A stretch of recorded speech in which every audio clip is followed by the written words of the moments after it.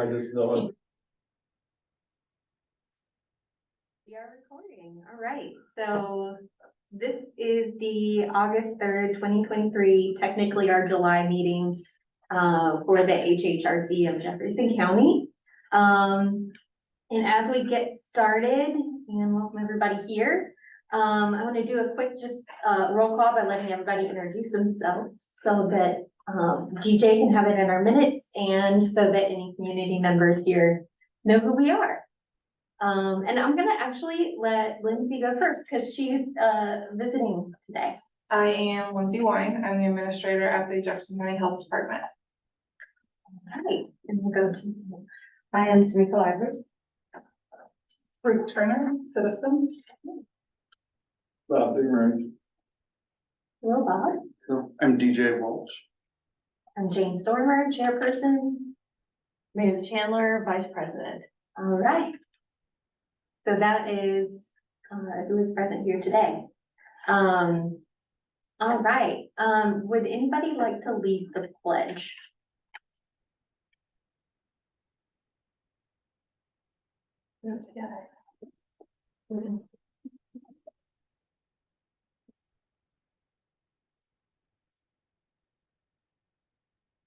I pledge allegiance to the flag of the United States of America and to the republic for which it stands, one nation, under God, indivisible, with liberty and justice for all.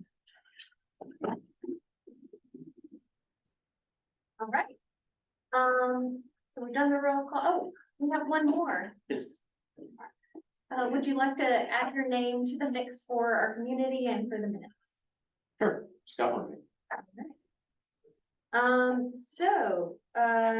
Next we have the approval of minutes, which I sent out to our members here via email earlier today. If y'all were able to look at them.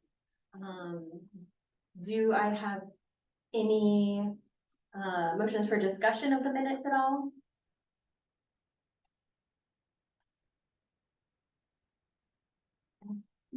So no discussion, so I'm gonna move to approve the minutes from our last meeting in June. Do I have a second? All right. Okay, so our minutes are approved. And next on our agenda, we are talking about health. And the topic of health, the first thing on our agenda is to set a date for our community YMCA collaborative meeting. So if you've missed any meetings, there have been some discussions about the topic of having a YMCA in our community to meet the needs of families and children and really everybody in the community who needs spaces that a YMCA could provide.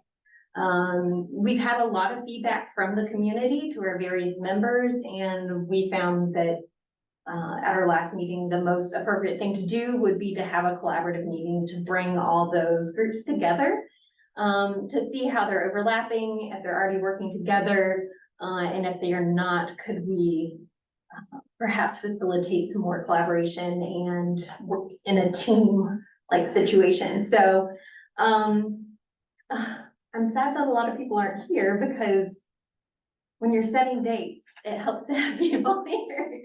So I was gonna suggest for this particular meeting, since I would like to have it within the next month or so, to bring it up and put it in our agenda for our next meeting, which is scheduled on August 31st. So that way we already have it on our schedule. We can just use this meeting as a way to facilitate that meeting as well as one of our agenda items. So invite the other collaborators here for that. So it might be a little longer maybe than normal, just because it will have that special topic, which will involve probably a lot of discussion. So does anybody have any concerns about that? All right. Have all of the folks been sending you information about who the interested parties that they have heard from have been? I think at our last meeting, I've heard from a few people, but at our last meeting, we were basically saying, if you're interested, we'll reach back out to you and let you know the date of this collaborative meeting. So if you have heard from anybody, Or I'm gonna go back through my email and find out all the people who have contacted me about it. I will reach out to them and let them know that our August 31st meeting will include essentially this collaborative meeting about YMCA possibly in our community. Okay, I'll make that an action step for everybody. So if you can add that in a minute, as an action step.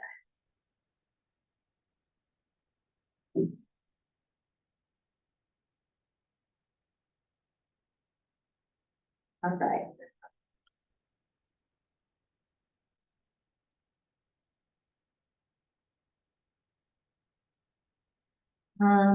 The next thing, and I don't think we have to vote on setting a date for meetings. Does that seem appropriate to everybody? Okay, all right.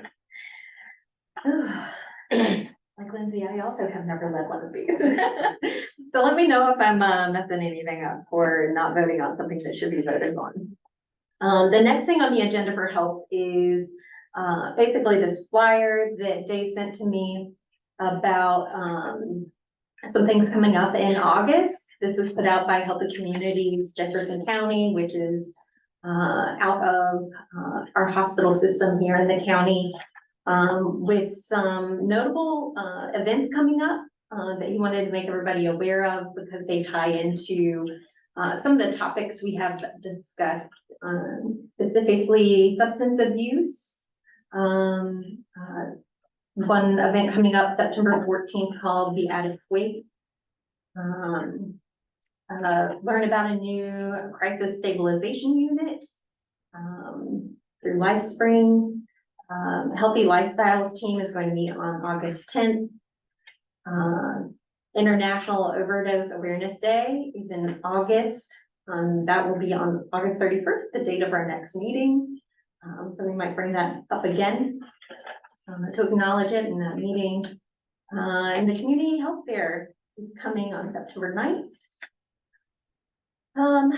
Healthy Youth Tailgate event returns on September 29th as well. So that's coming up in September. The Out of Darkness Walk is on September 23rd. That is a suicide prevention walk. And the 25th anniversary of Run the Falls is set for September 30th. So a lot of healthy events coming up. For anybody who wants access to this list, I found this information as well on the Healthy Communities of Jefferson County Facebook page. They have this document on there. So just want to acknowledge those, make sure that we're aware of them. Are there any other topics for health that people wanted to bring up? And not community members, but like within our board, because we'll have our audience discussion and input a little bit later. Any action steps or anything that y'all followed up for health? But just be if there were any, they're not here today. So next on our agenda, number 4, human relations. Proposing a date for the LGBTQI+ and BIPOC community listening sessions. So here we're essentially scheduling dates that will be outside of our normal meetings just for listening with our HHRC. We'll also invite the Madison HRC to these events, and they will be closed to the public because they'll be listening sessions with a specific group. So these groups can kind of let us know what their concerns are in the community and what their health and human relation based needs might be. So if y'all want to pull out your calendars. So tell me again, the difference, what's the HRC? The HRC is the Human Relations Commission out of Madison. So they, County. and this is a county-wide, we focus on health and human relations. Yep. So we have overlapping kind of goals and responsibilities, hoping to collaborate with them that we do. So it just makes sense for us all to participate in something like that. All right, so we were wanting to have these events maybe after Hanover College students are back in our community because they are a part of the discussion.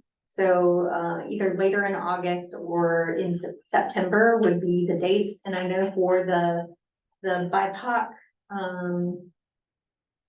community discussion, we knew that we wanted to do that after the Broadway reunion, which is usually in mid-September, so that we could advertise there, having the event. So that people will know about it and be able to come. Are Thursdays generally good for people? Since we do these typically on a Thursday? Okay, so maybe we could aim for a Thursday.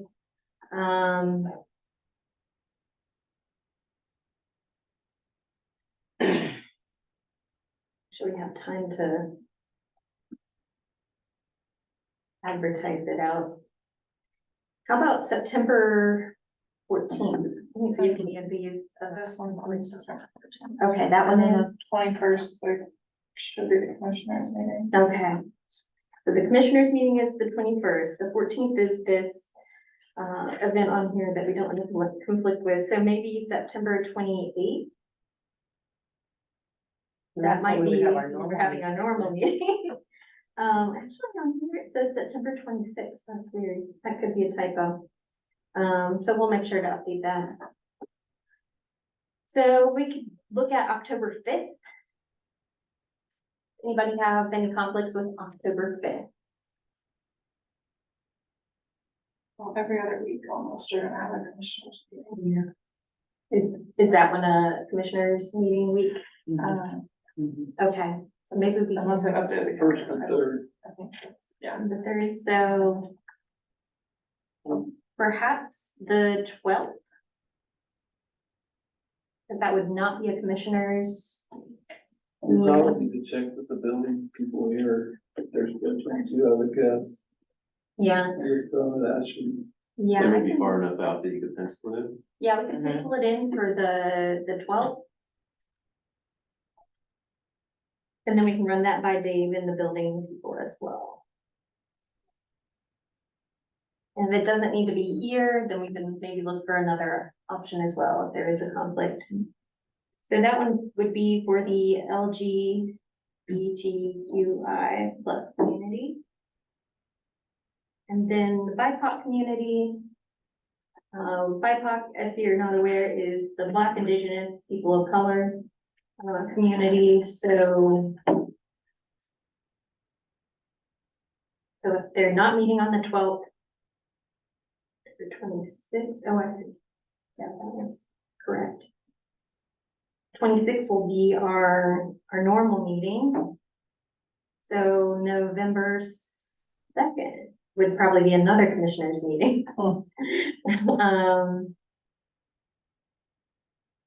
How about November? Or we could look at another day of the week and try to make it easier on ourselves, because the commissioners seem to be occupied. Is it possible that, like you said, we kind of pencil in first for October the 12th, and then see what would be best for majority of the college students, in case we need to go that direction instead, since majority of them don't have vehicles, and maybe see if we can get a place at the college. Yeah, I could also talk to P-Flag to see if they have a space that that they would feel more comfortable in. That's more people know about and have visited before. That gives us enough time, if we're in August now, Mhm. that if we need to do a different date, and if we need to make it more convenient for people or someone, you know, for the college students that are unable to drive, it seems like that's probably the direction we're gonna be going towards more. Okay. All right.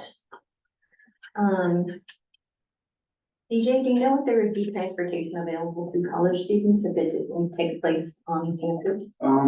I don't think that the fall shuttle schedule has been determined. I think that kind of depends on the driver schedule, but like. Okay. All right, well, that's something to keep in mind, but we will pencil it in for the 12th. Check with the groups that we want to be present and see if there's any conflicts or challenges based on space. Right, so.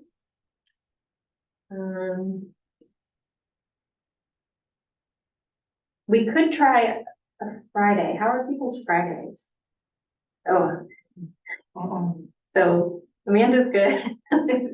We could not, okay. Well, how about Wednesdays? Winchester Center. Oh, okay. How about Tuesdays? Tuesday? Okay, maybe we'll try Tuesday for the BIPOC meeting. So we could go a little earlier. I know that. We could try for October 3rd. Okay. Any objections to October 3rd?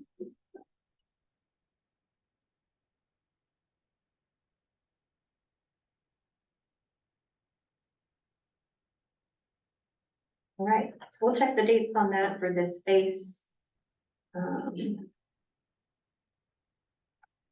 And put some feelers out about that and double check with the commissioners. So yes, we have some dates. Excellent work, y'all.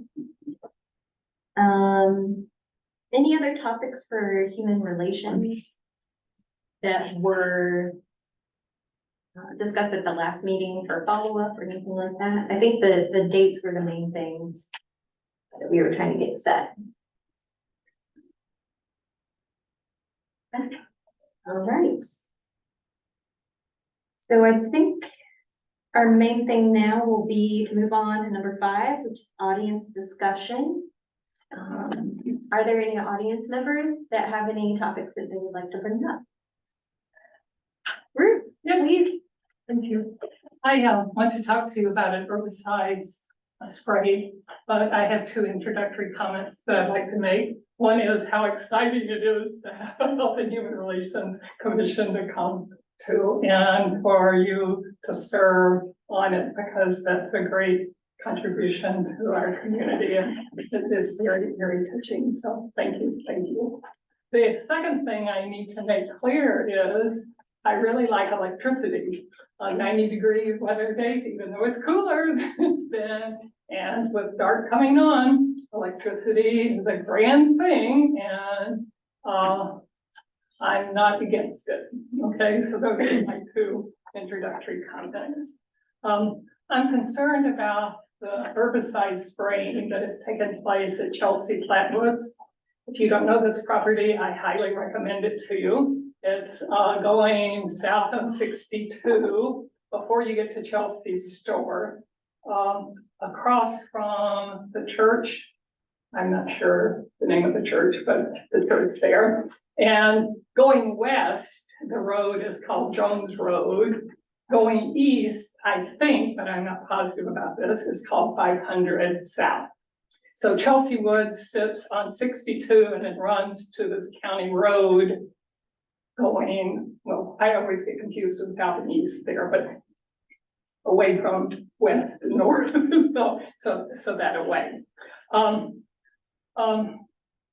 I'm attached to this piece of property which belongs to Nature Conservancy because I knew Paul Carmody when he got it enrolled in the Nature Conservancy protection process. And I watched it then with great glee that you had little trees that became medium-sized trees and then became almost large trees along in there. I have pictures of the spraying if you want to see them. I am not savvy enough to project them, but I have horror pictures for you to see. And I'm working with Alan Abbott, who I met through the Kentucky Native Plant Society. I went on 2 field trips that he was the leader of. And of course, I became his fan when I learned that he recently read my mother's major professor's papers about the cedar glade, where I went field tripping with my mother as a child. So Alan Abbott contacted me because he knew that I lived in Jefferson County. And when I told him that actually I lived in Graham Township, where Chelsea, I believe, is, I think I'm right about that. Alan has been in touch with Mr. Bramer and got a very positive response, saying, yes, this was a concern. And, that, I think that was just one exchange, but I do know that he's been in, touch with Mr. Bramer. Chelsea Flatwoods, as you may be able to guess from the name, is a wetland. And so when I was out there a couple of weeks ago, there's water standing, of course, with all this rain, right? There's water everywhere. And a spraying took place along, I think they are called pylons. I wouldn't know if this is right or not, but the great big electricity lines that carry electricity around. And we learned, Alan and I learned, that these are owned by, of all people, LG&E. So Alan has been trying to make progress with getting the Nature Conservancy people to pay attention to this problem. And he is not totally satisfied with the response that he's gotten. Now, that's not me, I'm reporting Alan's place. But secondly, it appeared to me that the county had also sprayed along County Road 500. Not as horrible as under the electrical lines, but they're clear dead trees along, right? You know, here's the road, and it's a beautiful gravel road, well maintained, very nice. The edge of the road, the trees start, and they're dead trees. When I was talking to somebody about it, I realized, oh my gosh, the state highway is also part of this system, and I cannot report any horror there, but purple loosestrife is growing in the edge of the highway on 62, and that's a bad thing that hits on it. So the information that I have seen that Alan received from Nature Conservancy that came from LG&E, but I mean, I have this too, I can show you, says some contradictory things like, oh, don't be concerned, there was only spot spraying that took place there. It looks dead from, I mean, just, it's hideous, it's just shockingly awful. Secondly, oh, there was a change in personnel at LG&E and they didn't know who the right thing, because something I've learned lately is there are better herbicides and worse herbicides. So among the choices, I don't know any names, but there's an herbicide you can use that does not kill animals. This would be a good thing. Alan and I are really interested in the plants, which of course herbicide would indicate you're going to kill off, but there may be better herbicides there and not, I don't know. So the wetlands of Jefferson County need protection for many reasons, but I would like to suggest two. One is there may be wells in this area that has just had, in addition to all the bean and corn plants in that neck of the woods, there's more herbicides being pushed into the groundwater from this. So that's a concern. And as the county is moving more and more in this wonderful direction of concern about health for everybody, yay for Lindsay. One of the things that's going in the hopper, of course, is a trail. And because the possibility of a trail mentioned Scott County, I was able to think Scott County is not on the river, and therefore Chelsea, which is not on the river where you might think the trail would go, this would be a great place between Hanover, Indiana and Charlestown or something like that. I'd like to make an aside on the trail point if you'll permit, and that is to put in a plug in this trail system for an equestrian trail. And there are a couple of things that come to mind on this, right? There used to be horse riding in Clifty. I realized I don't know where they rode. I mean, I know where the barn was, right, at the nature center, but I don't know where they actually rode. Secondly, there are good human beings out there that maintain equestrian trails for fellow equestrians. They have equipment, they get gravel in when it's muddy. So, and as I know it, and I could be easily wrong, the closest equestrian trails are for Sales, Dean Lake, so in far counties. So it would be a great addition to Jefferson County to have, and particularly because this is not my cup of tea, having just voted in a motorcycle route. Let's hear it from officers. So I just wanted that as an aside. So I come to you because I wanted you to know about this horrible thing happening in our very beautiful county. I'd like to get clarity on the county spraying about, do they do this every year? And I just noticed it this year. What herbicide are they using? I'd like help with contacting the state highway department and find out about the best practices for spraying along Highway 62. Some of this could be everywhere, but particularly in the wet one, like, are they taking particular care in that? So I'd like for you to ask for your assistance in getting, the trail is your help, right? I thought trail is help.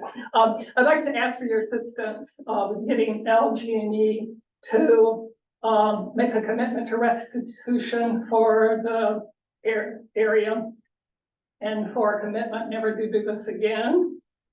So your term, Jane, of the collaborative meetings, I'd like to call for yet another meeting on your calendar of the community, the agencies, and the government units that would be connected here. And I appreciate you listening, and if you want to see ugly pictures, I have some. Who owns the property, you said? It's called Chelsea Flatwoods. And there's a sign at the corner of 62 and what I take to be 500 is one of the, it looks like a park sign, you know, browning. So it's Yeah. publicly owned or? No, the Nature Conservancy owns it. The Nature Conservancy of the. Of Indiana. Okay. Mhm. But we're getting what Alan is more negative on this than I am in reading the correspondence, but I think you might be able to call it foot dragging on addressing it. Like the last comment on the last email he got was, well, our staff is 3 people and we have 30 counties to take care of. Like Alan took this as drop dead kind of response. But they're not exerting, well, let me back up just a minute. When Alan contacted me, I said, well, I assume these lines are owned by Duke. So immediately, the Nature Conservancy lady was saying to Alan, and I've seen these emails, Duke is a major supporter of the Nature Conservancy at the national level. And we, of course, don't want you, Alan, to get mucked up in dealing with Duke because they're our buddies. And so that set off a bad taste in his mouth, right? When he's saying, hey, these plants that I care a lot about have been decimated. And then this means invasives will come in. I mean, the scenario is just horrific, not only the present moment, but the fact that it's not going to go well. So we feel that the Nature Conservancy, well, Alan feels the Nature Conservancy isn't on top of it. And the best book about politics that I know is out of print. And its argument is, if you're on the losing end, what you need to do is expand the realm of conflict. That's how the author uses it. So I'm not here for conflict, but I'm interested in expanding the knowledge of what's going on in our very, very beautiful woods that we have an interest in, even if we are not members of the Nature Conservancy, or we think that they are, not on the right track, right? And we have concerns about them. Have you had any feedback from the people that live in that vicinity? Have they said anything to you, or have they, have had any feedback from any of the farmers or the, No, that's a great, point. I did want to mention, and I forgot that, who we have been in touch with. So the Nature Conservancy, who were in touch with the higher ups at LG&E. I've reached out to the Hoosier Environmental Council, and this is another thing that all citizens, if I could put in a plug for this, should be concerned about. Indiana has just slashed its protection of like 80% of the wetlands. And so this remnant, and of course, most of that, as I understand it, I only know this very, very generally, is for commercial reasons, right? Like I have a friend whose brothers want to sell off the wetland for a strip mall. So this is not, of course, what's happening in Chelsea Flatwoods, but the lack of protection at the legislative level. Alan has reached out to the state botanist, and I have learned, this is always so much fun, right, to learn that there is such a thing as the Indiana Pesticide Board. And I have not tried to make contact with them yet, but that's on my list of things to do. But the neighbors, that's an excellent point. Thank you.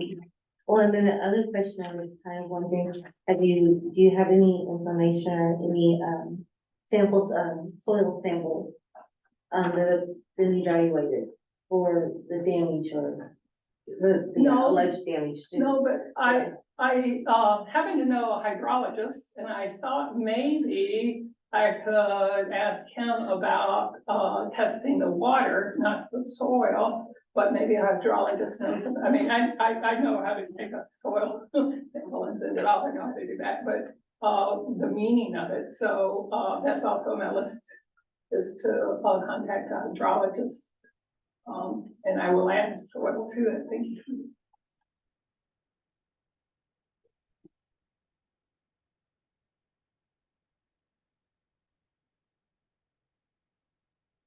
So.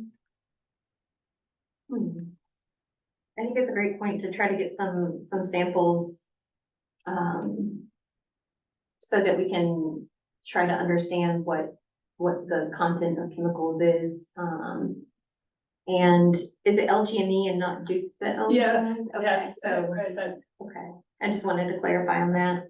And have contact been made with LG&E yet about? The Nature Conservancy Okay. people have, the email from Nature Conservancy said the stewardship guy named Tom, I could look up his full name, said they had been in touch with higher ups at LG&E, and that's where the explanation for, oh, it was a new guy on the job that didn't know what he was doing, got blamed. That's where that comes from.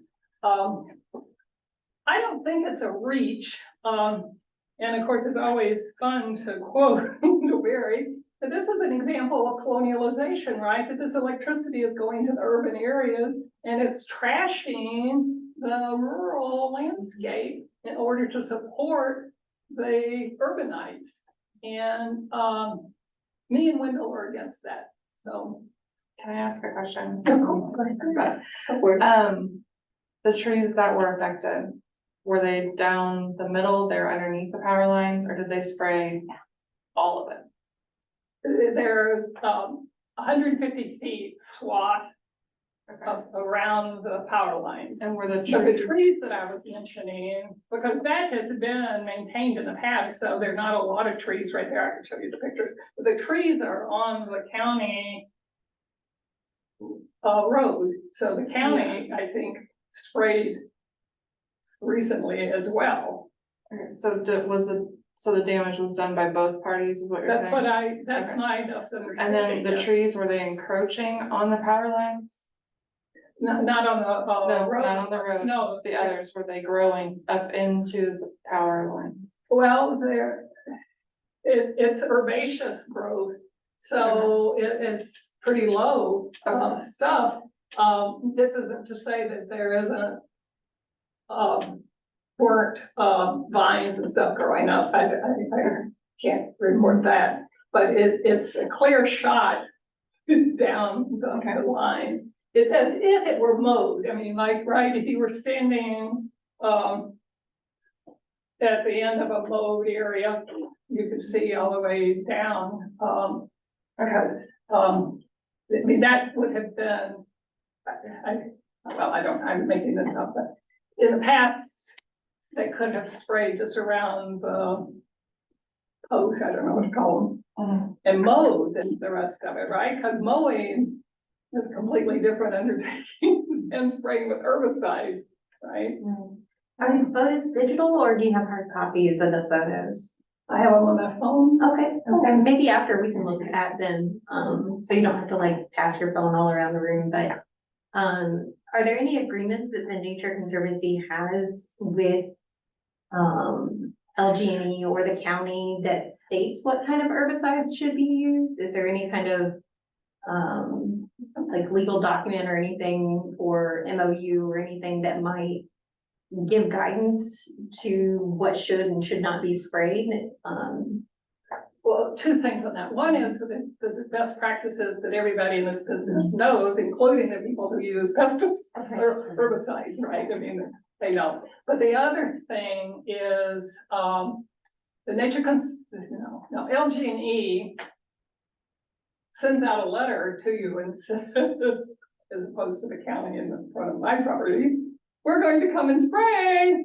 And so this gives the owner opportunity to come, to watch it, to object to it, to know that this is happening.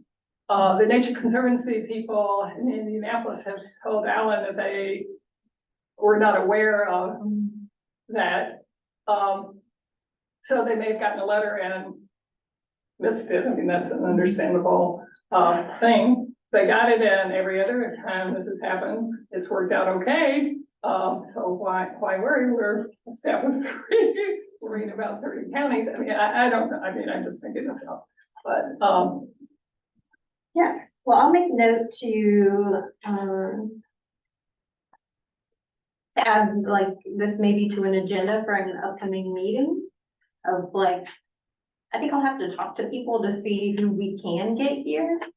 Or to see what kind of discussions, that can or have already planned to be hosted.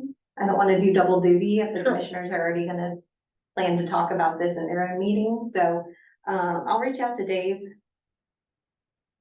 Do you have access to what is on paper that says, you know, you can use yellow herbicide as opposed to the blue for this area? Is there a hard copy agreement that says this one has been approved and can be used and this one cannot? I don't know that, but I can ask when I get someone who will talk to me at the Indiana Pesticide Board. My understanding is what their main project is drift on herbicides, right? That this is, I live next to a bean field, so you can imagine when the gunk starts turning them so green as it is right this second, right? That neighbors object to what's going on, but I'll find out what If you they can get us like recommend. hard Sure. copies of some of these things, that would help you immensely. Okay, thanks.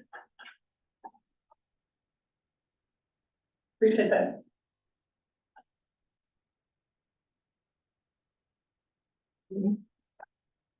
Okay, I think that's, You left something off the top of the agenda. oh, I didn't. Oh, I'm sorry. That's okay. We'll come back to you.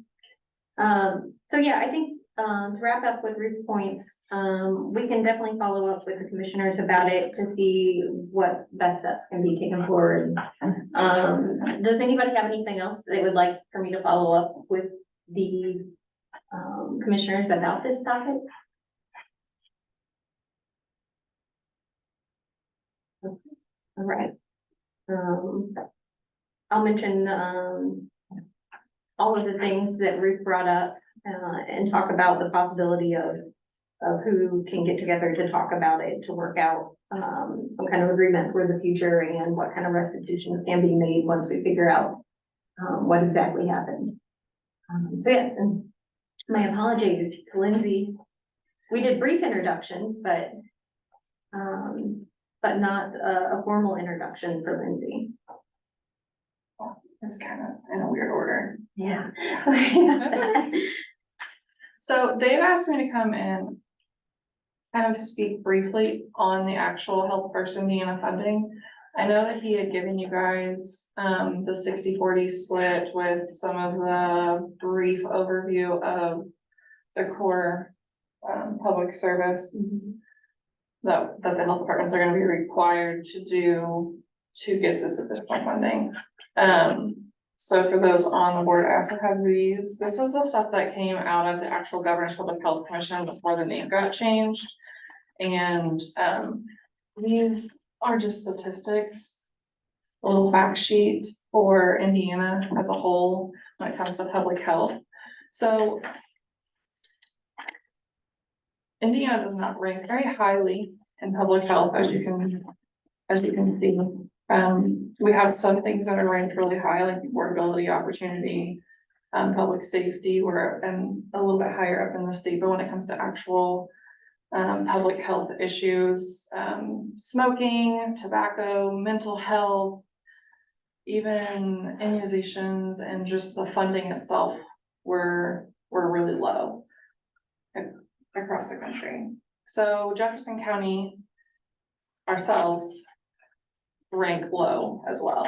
Now, we actually rank surprisingly high when it comes to the public health funding, but that's because over the years, our commissioners and council have approved us to pay for our own vaccines when it comes to private vaccines and to bill insurance to get reimbursed. And a lot of counties don't have that system. So in terms of funding, a large portion of our funding is actually spent on public health in concern of vaccines when it comes to private. That way, if someone comes in and they have private insurance, we can still bill the majority of insurances. So while we are funded better, it is because we do something that a lot of counties don't do. We are 90th out of 92 counties in cigarette smoking. And that does not include tobacco use and vape. It's just strictly smoking. We are one of the worst counties in the state of Indiana. I don't have the actual number in front of me, but it's more of a WIC statistic. We're one of the worst counties in Indiana when it comes to pregnant mothers and smoking. We are number 65 out of 92 when it comes to life expectancy. And life expectancy on the sheet I just gave you, it shows that little graph that's at the bottom.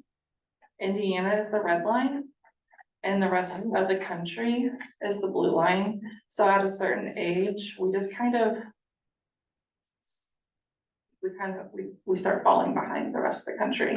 And that's Indiana as a whole, and Jefferson County is in the bottom third of approximately bottom third of the state. So there are some things that we can work on and focus on in this new health first funding is going to be a great asset. It's going to take a little bit to get some of the core services in place that we don't already do, but I know that Dave said he had told you guys that I said we do the majority of the things that are required right now. It's more about being able to expand them, expand our reaches, coordinate with other groups. We have a lot of amazing groups in this county, in this community that cover a lot of these core public services. And I think it's just gonna be about working together and trying to really promote and be out in the community more than just a billboard, which we do have. We have 4. So I know he said there were some questions. I didn't know if you guys remembered any of those questions or not. So I'm just gonna go over some of the core public services and how we spend the money. So we're gonna get a minimum of $360,000 next year, and then a minimum of $720,000 the following year and years to come. And that depends on how many counties opt in. Right now, I think we have 54, but I think we have approximately 60 that have already opted in. It's just not official. They haven't reported it to the state yet, whether that's they haven't sent something from the commissioners or the meeting minutes. We have an official portal that they have to submit it through, so we have a good portion of the state that's already opted into this.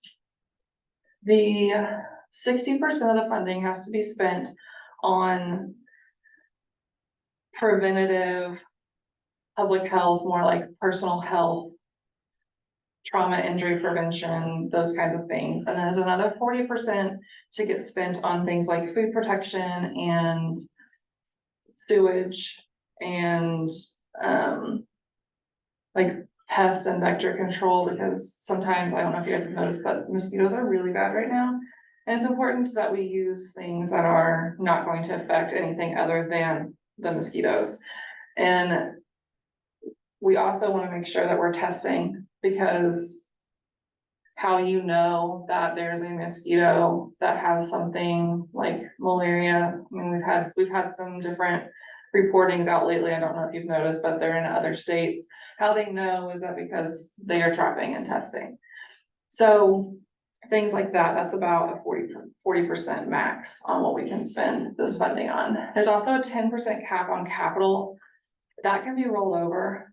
The capital, all of this money can be rolled over. They want you to spend it every year, but you can roll it towards your next year. It's not a spend it or lose it situation. It's not a grant, it's just additional funding.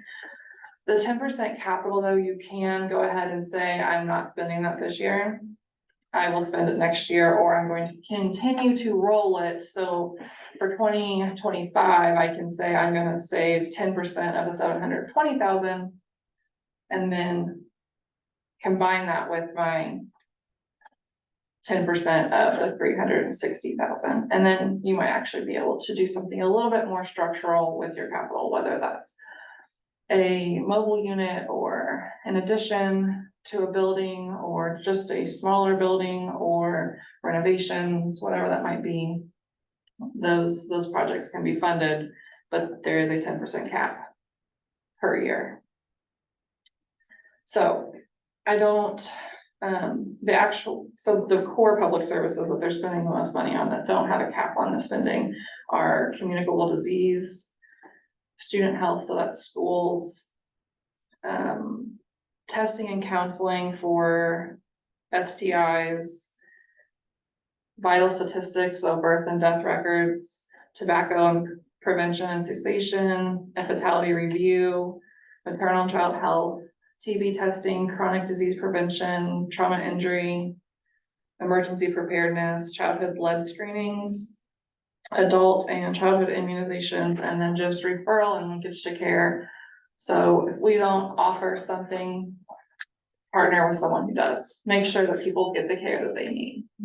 So that's where the core of what we're supposed to be focusing on is. That's the 60%. You can go above the 60%. It doesn't have to stay at 60-40. The 40% is a cap. And that's like the food protection stuff I mentioned. So I don't know if you guys remember any of your questions, have any questions about what it can be spent on.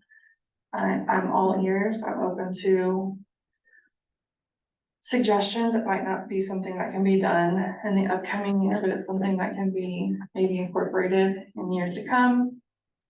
But we're all about trying to make the community better. So if people have ideas, we're willing to listen, and I am willing to answer any questions. So exactly, so when at some point, the final decision is made as to how this money is spent. Does that just come by the health department after some discussion with the community, or does that come from, or how does that roll out? Well, we have to make sure that, so we actually have that core public services. We have those spelled out for us, exactly what that means, and we have to go through and come up with an action plan and say, this is met, this is met, this is met, this needs a little bit of tweaking, this needs help, this, we don't even do this, how do we enroll, how do we get this rolling? What do we need to make this happen? Is it a new person? Is it a new desk? Is it a new, just what kind of funding is wrapped around, what kind of supplies and resources do we need to make this core public service happen? And then that will go into the budget. And then there's other things like okay, we're meeting this, but we're not trying to just meet the standard, we're trying to improve, right? So we're doing this already, but how can we make it better? Who can we partner with that we can help the health of the community? So.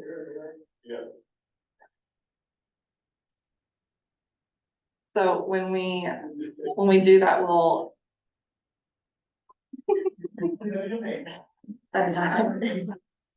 So when we come up with these new ideas, we'll look at that as well and say, what kind of resources do we need? And we'll implement those and we'll place those in our budget as well. So this is something that we need to like, just keep in mind as Yes. people are bringing things to us, so like. If one suggestion would be from some comments we had today, could our unusually high number of, or higher death rate at a younger age, compared to other counties, could it be tied to contaminated water? Is that something we can test for? Is there a way we can do some research to figure out what these, like, issues are caused by?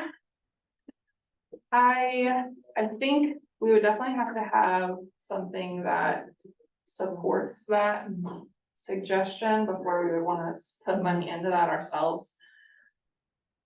Because I guess that's, theoretically, the answer would be yes.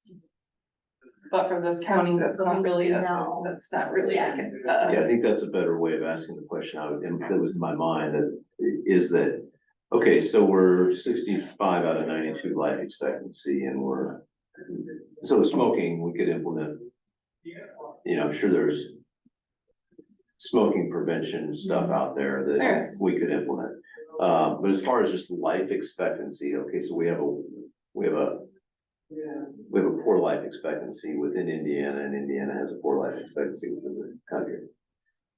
Is there a way to statistically analyze, like, for example, we could make frankly, we could put up lots of billboards about immunizations and then do the math and realize that nobody dies of pertussis.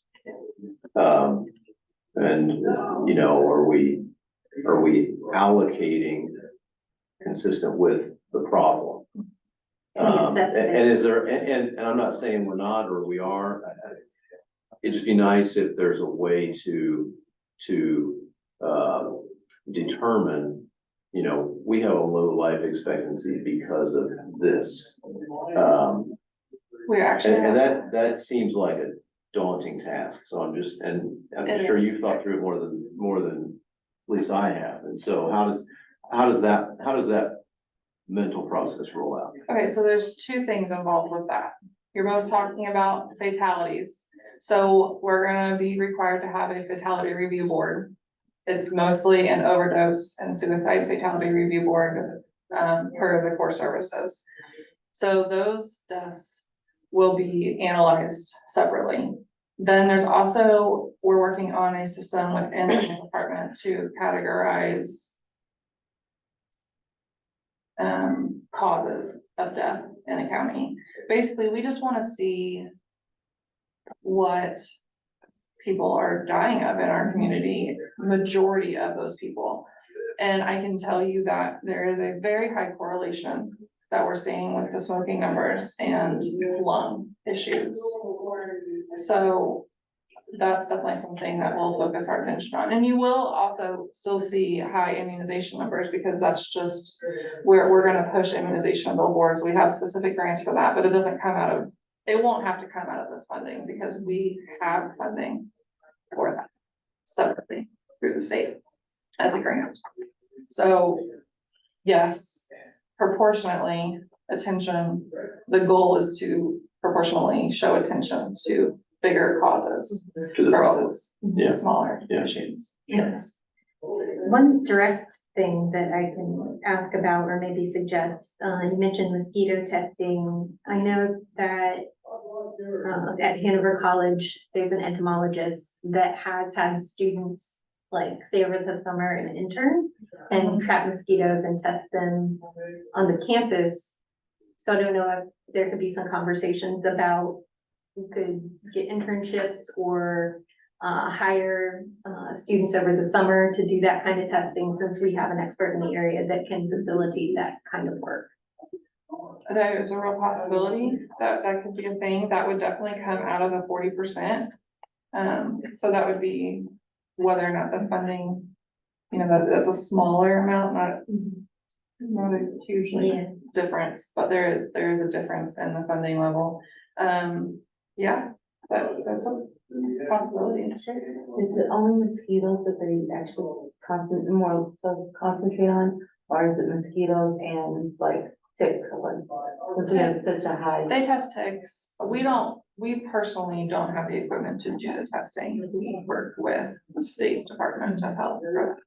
So, but that's just what they mean by the vector and pest control that's labeled on the sheet that Dave gave out before. Now, there's an example where, you know, the whole world is freaked out about Lyme disease, right? But that's reportable. Lyme Am I disease is right? reportable, so if you go to the doctor and you get diagnosed with Lyme disease, we will know. So how many cases has there been in Jefferson County? I feel like I saw in this last meeting that it was negligible. It was, yeah, it's gonna be a small enough number that we actually probably can't share with the community, so it would be like a less than 5 number. If we even have one. So here's an example, we're all, I mean, as a physician, I see this every week in my office. Everybody gets something that itches somewhere on their body, And it's Lyme disease. and they want to be tested for Lyme disease, and the perception is markedly out of proportion to the real risk. Yes. And so, you know, that's just a good example, not to belittle it, but just to put it dial back into its proper place. It may be something like that. I'd hate to see us spend hundreds of thousands of dollars Yeah. on Lyme prevention if we're preventing one illness a year. That's definitely not. a focus of our fund. Yeah. If, yeah, the bottom portion, the 40% is definitely not the focus of our funding. Yeah. We highly plan on focusing on what we can do in outlying areas and with children, and then addressing our major causes of death, which is smoking is a huge thing in this area.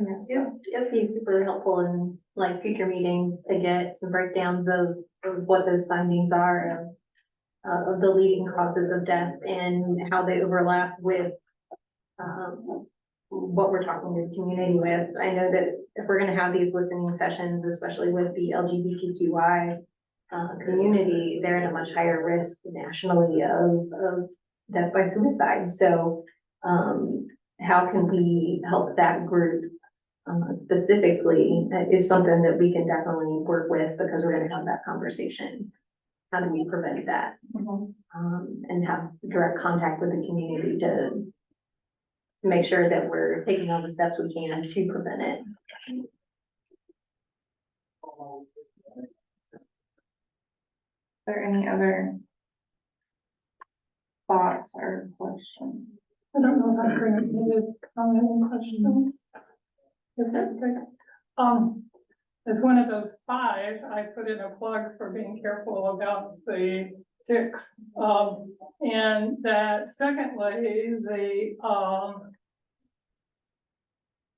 internship, I think if you have the data, that is not a daunting task for a whiz kid on the computer with sociology or medical science concerns. So I think that that's a real likely resource. On the things that you mentioned, is there a home for farm safety and industrial safety? Like the other day, I was talking to a man who's working at Nice, where it's not air conditioned. And you know what that would mean in a factory in this last week. So I'm just wondering about. There is something in general when it comes to the trauma and injury. The state Department of Health is very deliberate in what they mean by that, and it's usually automobile. They do consider farming to be some things, but in terms of factories, we don't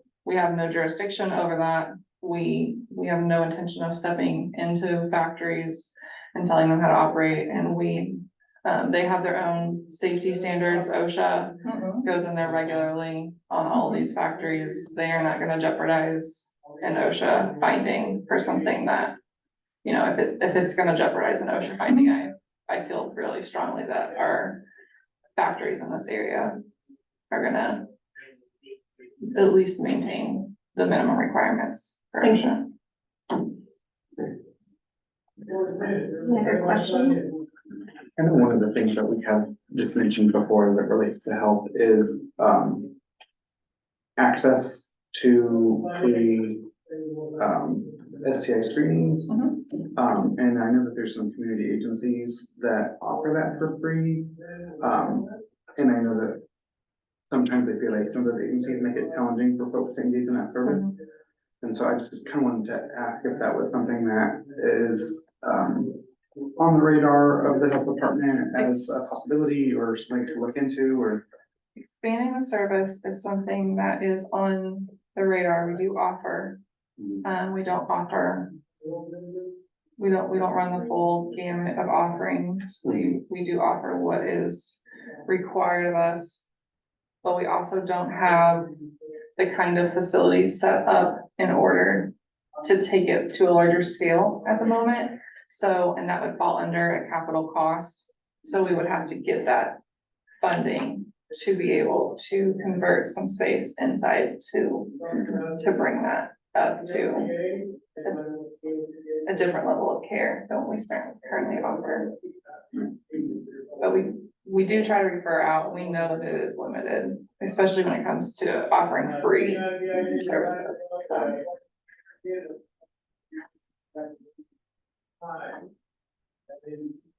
We have an exciting opportunity. It is. It is. We've been working with WIC. We've worked with a couple other community partnerships that we kind of have in the running, but this is, you know, by the time they rolled it out, telling us how much we had to spend and then telling us, you know, we had to get the approval from the commissioners and they had to opt in to the time that we have to send our budget in. It doesn't really, we haven't had a lot of time to actually sit with it.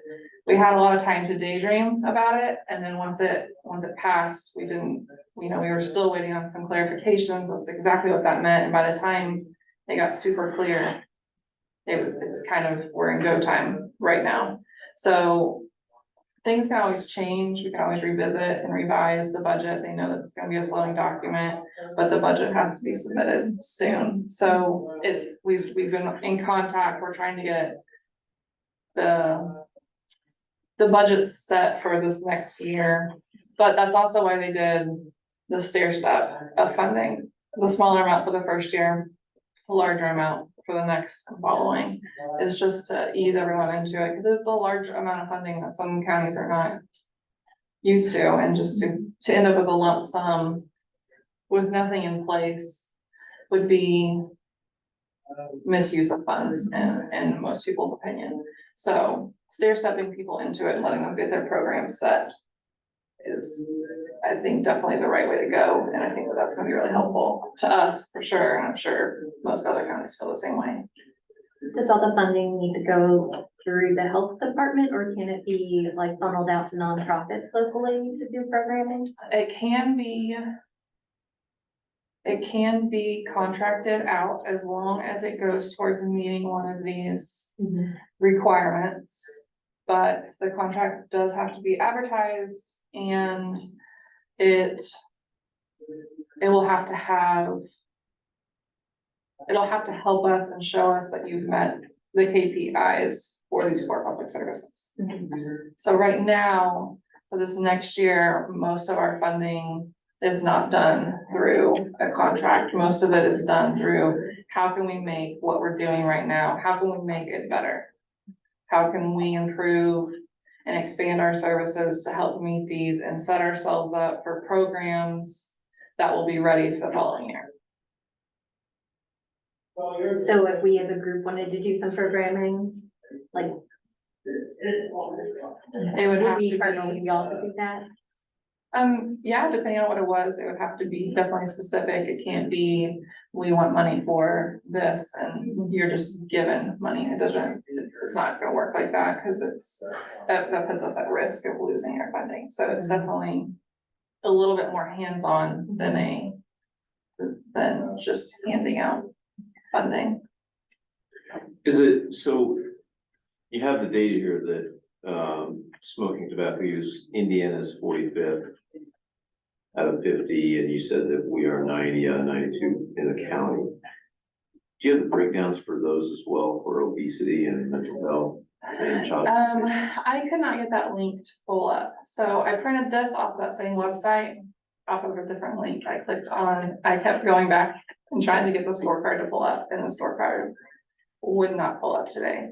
So I don't actually have that, but we are, in terms of, they didn't have a scorecard for the mental health and below, but for obesity, they also had infant mortality and then loss of life due to like accident. Those are all in the scorecard.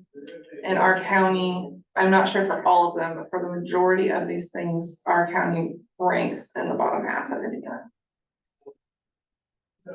If you can get that to pull up, can you send that to me? You have it. I have it. You have it. If you wanna send it to me, I can share it with the whole group after the meeting as like part of the minutes. It was a follow-up Yes, I text message. Yeah. And I think Dr. Stewart sent something, and then I followed up with a link to a website. That's the scorecard. It was either a text message or I put it in an email. Which one? Okay. Very good.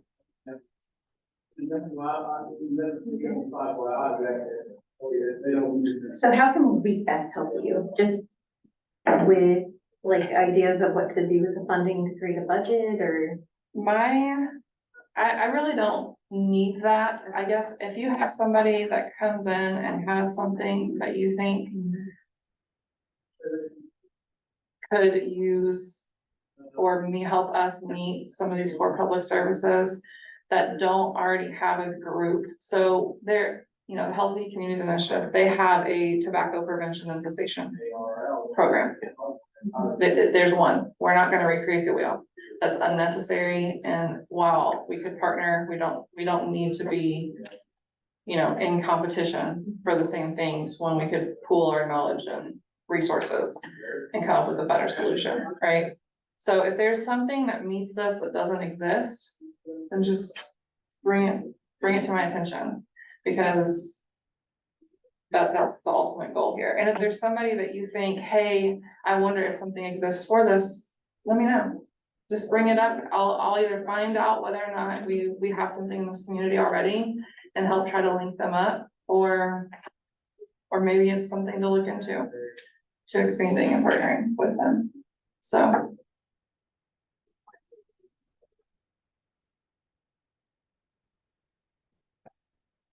Right.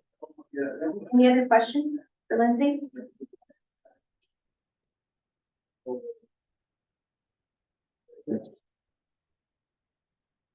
If you guys have any question that comes along and you're not sure if it's the funding, just let me know. I can tell you almost off the top of my head whether or not something meets that requirement or not.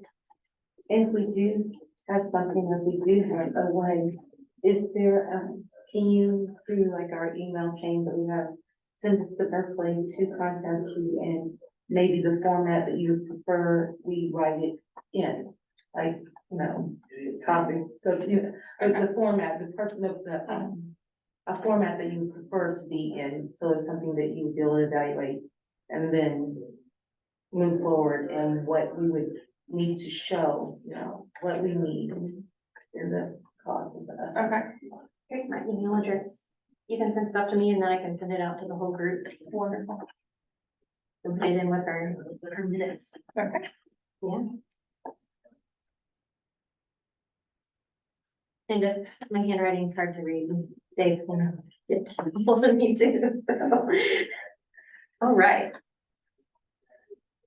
think the only other thing we need to do is just confirm our date for our next meeting, which I think we've already done because we are gonna have the YMCA meeting the same day on the 31st of August. Then after that, the 28th of September, and then the 26th of October. 30th of November, we might discuss that one a little later, just because people might have Thanksgiving plans or something like that. I think I'll be here.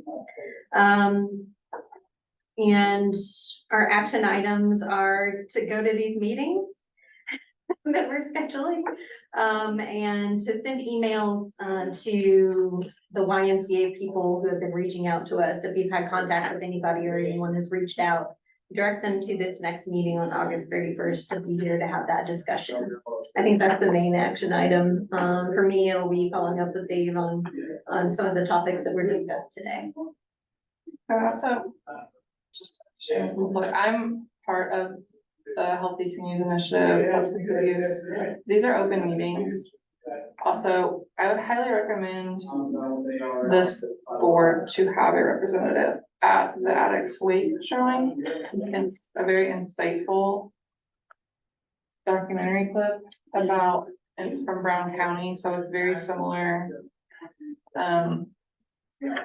structures with tourism, and I would just highly recommend at least somebody maybe from this going there. You'll notice that when you go to these kinds of meetings, there's lots of people from the community in different positions and boards that show up, and I think that